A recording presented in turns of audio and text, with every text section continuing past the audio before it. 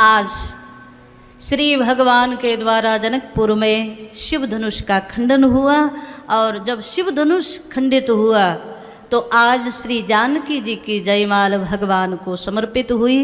मानस में दर्शन आया, जब जयमाल मिली तो महाराज अनेक अनेक लोग, राजा लोग सब एक दूसरे की ओर देख रहे और सब कहने लगे कि देखो भैया, धनुष भले ही हमसे नहीं टूटा है लेकिन जानकी को तो हम ले जाने नहीं देंगे। अच्छा, समाज की भी बड़ी विडंबना है महाराज, जब कुछ करने का नंबर आए तो करते नहीं, और जब कोई दूसरा कर जाए तो हमारे अंदर जलन पैदा हो जाती है, सामने वाला क्यों कर गया। ये बड़ी विडंबना है। मानसकार दर्शन करा रहे हैं, ये जितने राजा लोग बैठे हैं, एक बोला ले हु छड़ाए सी ये कह को, सीता जी को छीन कर ले जाते। दूसरा बोला सावधानी से बात करो, जरा समझ करके बात करो। अरे जिनके नगर में तुम खड़े हो, जिसकी सभा में तुम खड़े हो, वो महाराज जनक और जानकी जनक की बिटिया हैं, कोई ऐसे ही थोड़ी जो छीन कर ले जाओगे। तो क्या जनक महाराज से युद्ध नहीं करना पड़ेगा? तीसरा बोला कि भले ही युद्ध कर लेंगे पर जानकी को तो हम लेकर के जाए। चौथा बोला जिसने शंकर का धनुष तोड़ दिया वो तुम्हें छोड़ेगा? सारे विश्व भर के राजा लोग आए थे लेकिन शिव धनुष को तिल भर भूमि न सके छड़ाए, थोड़ा सा भी हिला भी नहीं पाए। और जिन्होंने शंकर के धनुष को उठा लिया और शंकर के धनुष को एक क्षण के 100वें हिस्से में तोड़ दिया, वो भगवान क्या छोड़ेंगे?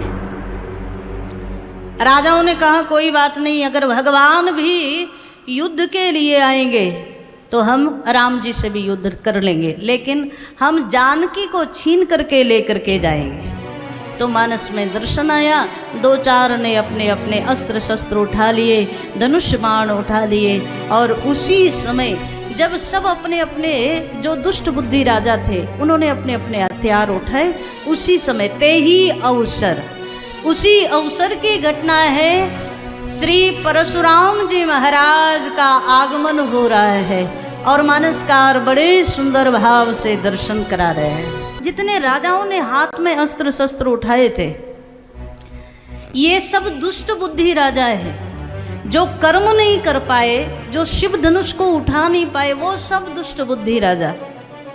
और सबका शब्द क्या था? ले हु छड़ाए सी कह को, सीता जी को छीन कर ले चलते। उसी समय परशुराम जी का आना हुआ।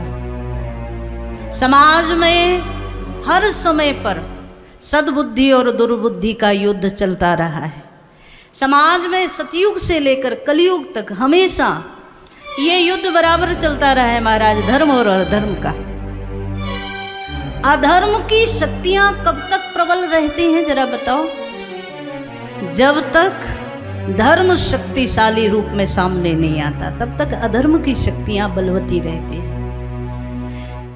मानस में दर्शन आया, जैसे ही परशुराम जी आए और परशुराम जी की दृष्टि को देखा, सो जो राजा अभी अभी कह रहे थे कि हम युद्ध कर लेंगे, हम सीता को छीन करके ले जाएंगे, वो राजा लोग नतमस्तक हो गए। पिता का, दादा का नाम ले लेकर के परिचय दे रहे हैं। महाराज अपने हथियारों को एक और छुपा करके आ गए और परशुराम जी के चरणों में शरणागत हुए। महाराज हम फलाने के पुत्र आपको प्रणाम करते हैं। परशुराम जी ने किसी की ओर देखा नहीं। कभी कभी हम अक्सर कहते हैं समाज में शांति बड़ी जरूरी है, बिना शांति के काम नहीं चलेगा। लेकिन आप देखिए हमारे जितने देवता हैं, जितने भी देव हैं, चाहे 24 अवतारों को आप देख लीजिए, राम कृष्ण जितने हैं, सबके हाथ में कोई ना कोई अस्त्र शस्त्र होता है। इसका मतलब क्या?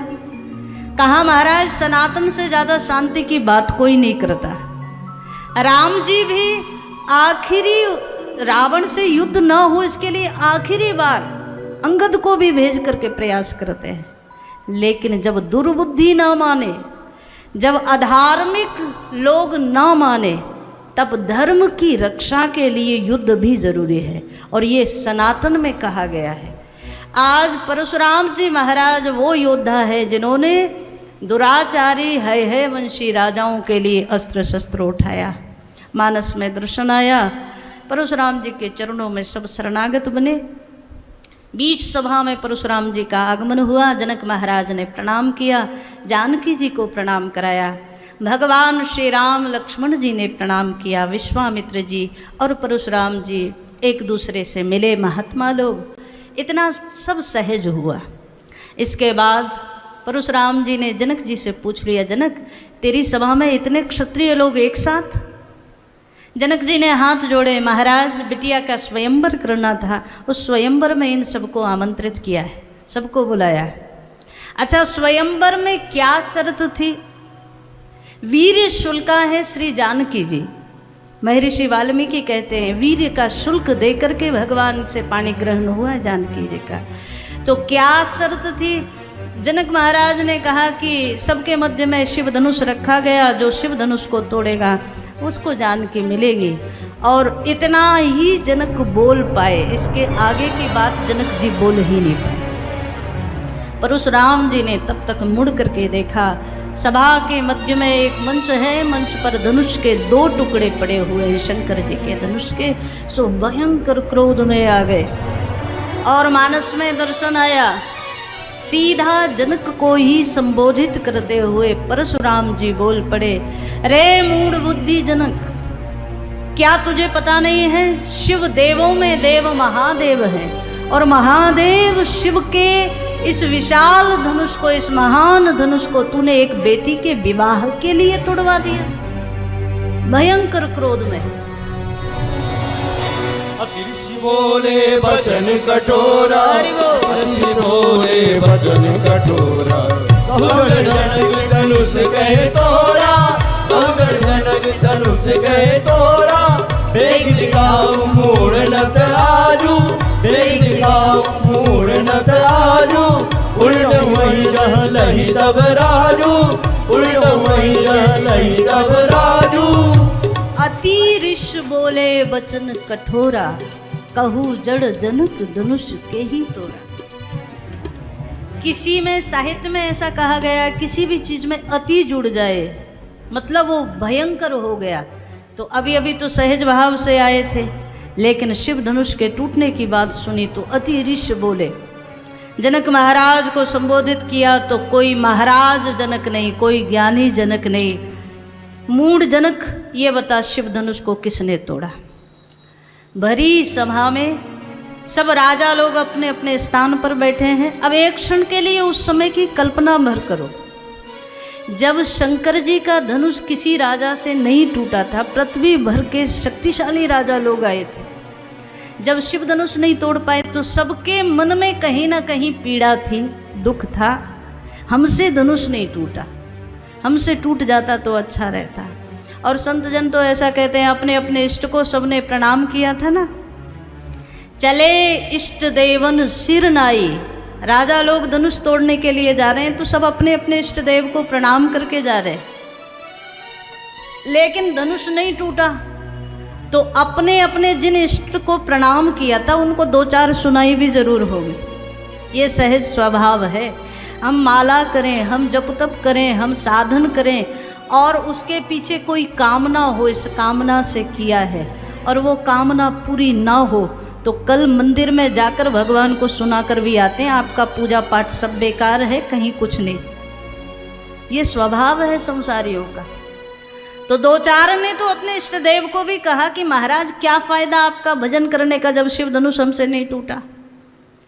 अच्छा, आज जब परशुराम जी आ गए और परशुराम जी बोले जनक जी की ओर देख करके, जनक देख, जिसने शंकर जी का धनुष तोड़ा है उसे समाज से अलग कर दे, या तो तू उसे समाज से अलग कर दे, या जितने राजा तेरे समाज में तेरे दरबार में बैठे हैं उन सबको मार दूंगा।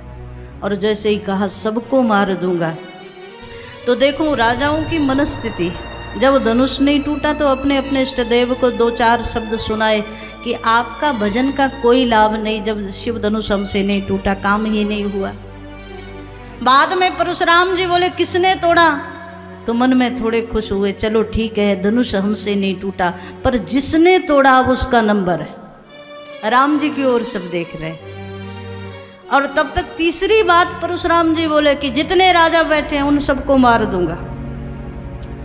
सो जितने राजा थे सब अपने अपने इष्ट को पुनः प्रणाम करते हैं, महाराज हमने जो कुछ कहा हो उसे क्षमा कर देना, लेकिन बस आज इस दरबार से घर तक कुशलता के साथ पहुंचा दो।